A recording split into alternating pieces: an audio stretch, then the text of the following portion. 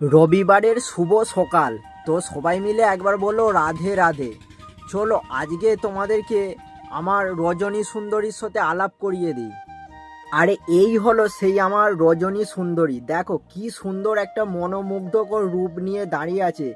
যে কেউ দেখলেই তো এর প্রেমে পড়ে যাবে। তবে একটা নয়, দুটো আছে আমার কাছে। আর দেখো, একটি বছরে অধীর অপেক্ষার পর কিন্তু এই জিনিসটা প্রত্যেক বছর এই বর্ষাকালের টাইমটা কিন্তু আমাকে উপহার দেয়। আর এখানেও আমি কিছু গাছ বস করিয়ে রেখেছি। তবে এই দুটো আগে কিন্তু অপরূপ মনোমুগ্ধকর রূপ কিন্তু ফুটিয়ে তুলেছে। সবাই তো গোলাপের প্রেমে পড়ে, আর আমি প্রেমে পড়েছি এই রজনী সুন্দরী। তবে একটা নয়, দুটো রজনী সুন্দরীর প্রেমে পড়েছি।